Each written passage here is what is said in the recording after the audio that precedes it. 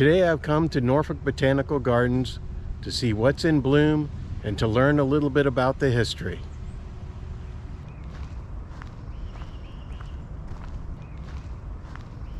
After arriving at the Botanical Gardens, I decided to take a walk down by the water. There are some incredible views at the lakes that are surrounding this garden. And don't worry, I'm going to get to the history before this video is over.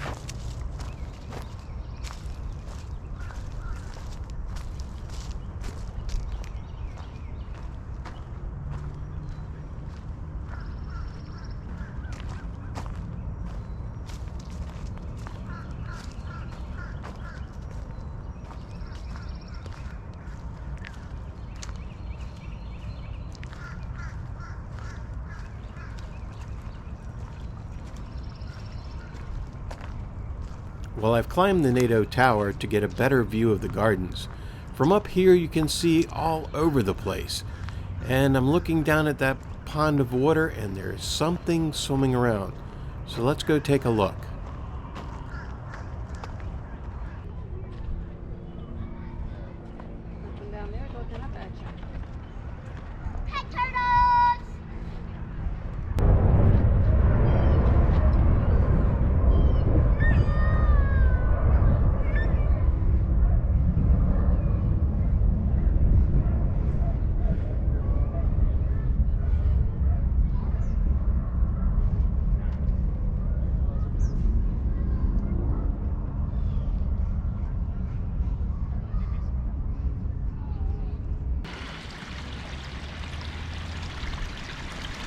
Well, I'm amazed at how many different kinds of flowers there are around here, and trees that bloom. There seems to be something new around every corner.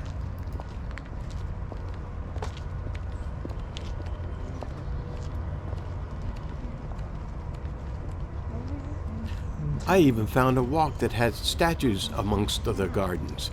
Now that's pretty incredible.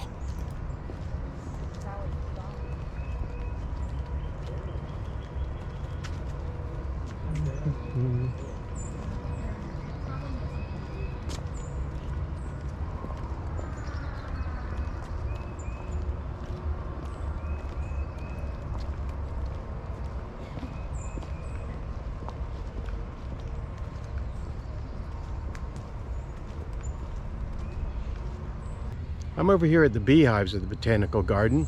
This is where the production of flowers really begins, as the bees do their thing in the garden, pollinating the flowers and making new plant life.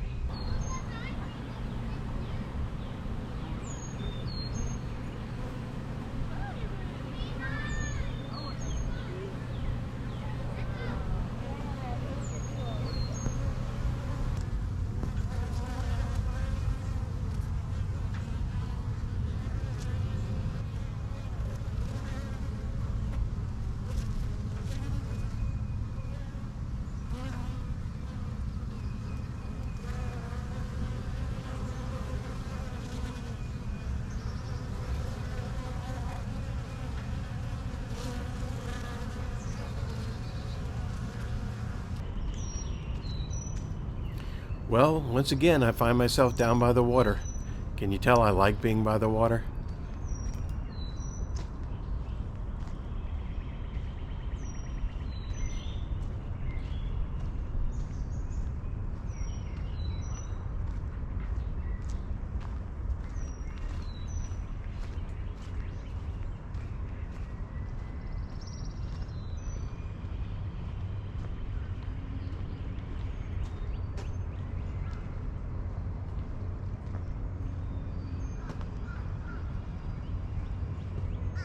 Well, I have found a path that runs right through the azaleas, and let me tell you, they are in bloom.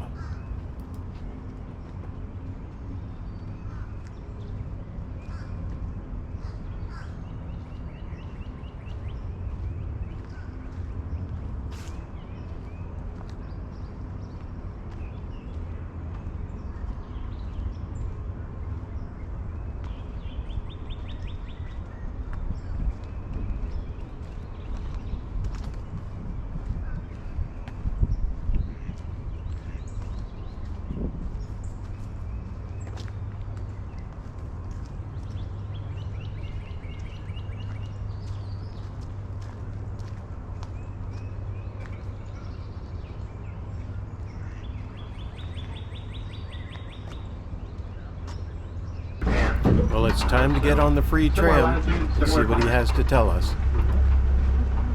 And then over on the left side, we've got Salmon Beauty. This is another Glendale. No, that's a Kurume hybrid from Japan.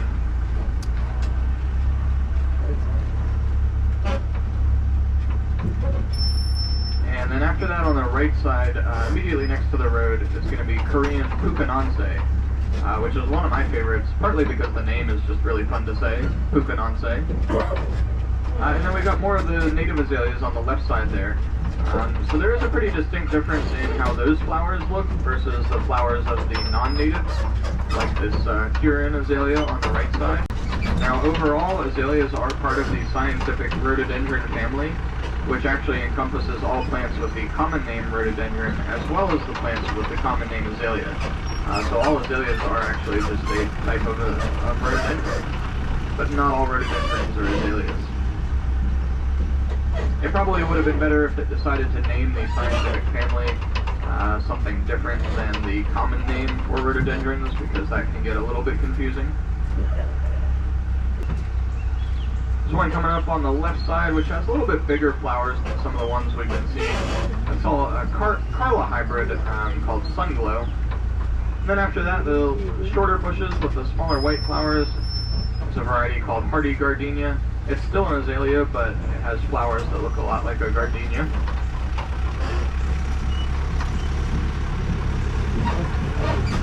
And then after that, on the left behind the bench is Joanna, hybrid azalea.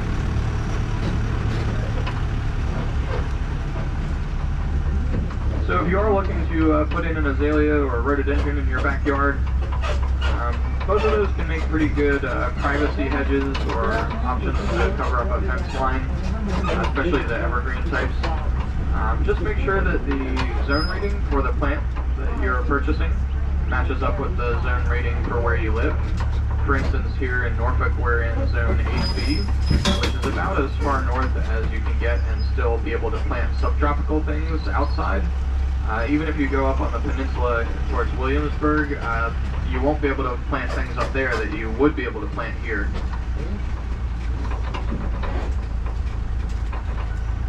And now we're seeing George Lindley Tabor on our left side, and Formosa on the right side. These are also both ones that come from the same species, so you can see that the bushes themselves look pretty much exactly the same. The only difference is the flower color. When it comes to caring for your azaleas and rhododendrons, they all have pretty similar care requirements. They like partial sun, as you can see back here, and everywhere in the garden, all of our azaleas are going to be in shaded areas, or at least partially shaded, that is.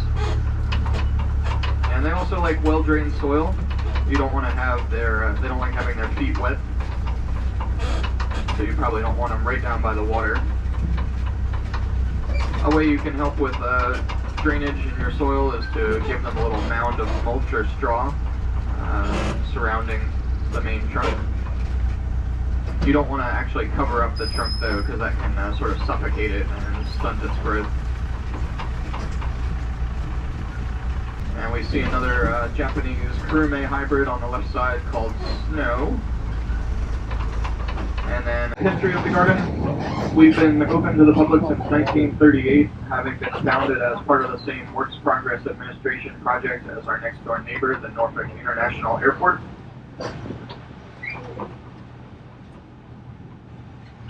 The original idea for the garden was that it would act as an interesting tourist attraction owned and operated by the airport to welcome visitors into the city right off their planes with beautiful flowers, give them a good first impression of the city. The city manager in the 1930s, Tommy Thompson, visited a few azalea gardens in Charleston, South Carolina that were actually managing to turn a profit even during the Great Depression. So he figured a similar thing could work pretty well here. And he enlisted the help of his good friend and city gardener, Frederick Hewitt. Together they wrote the proposals requesting the funding from the federal government to the WPA to be added on to the already existing airport project. They used most of the initial grant money of $78,000, roughly equal to $1.2 million in today's money, to hire 220 African American women and men at 25 cents an hour, which was federal minimum wage at the time.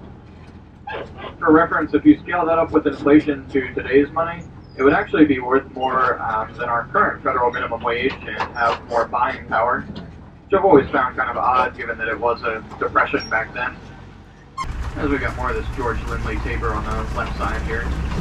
This is actually the variety that sort of gave us our claim to fame when we were first open. For the first 3 years we were actually known as the Norfolk Azalea Garden because that was the primary plant that we had on display in bloom. It's sort of a weird, fun little local thing.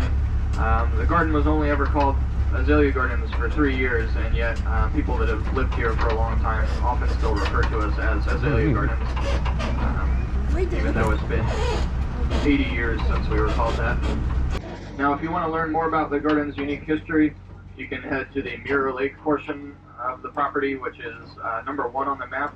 It is the oldest part of our grounds. It includes 15 of our original 30 acres.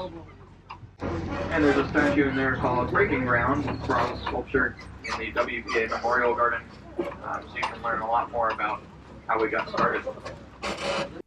In 1954, the city of Norfolk established the Azalea Festival, which included parades through the streets of Norfolk and other special events. One of these special events was the crowning of the Azalea Festival Queen. This queen was usually a young lady who was the daughter of a prominent official of the U.S. or a foreign country that was a member of NATO. Among the Azalea Garden queens was Tricia Nixon, the daughter of then President Richard M. Nixon. The last Azalea Garden queen was crowned in 2007 at this location.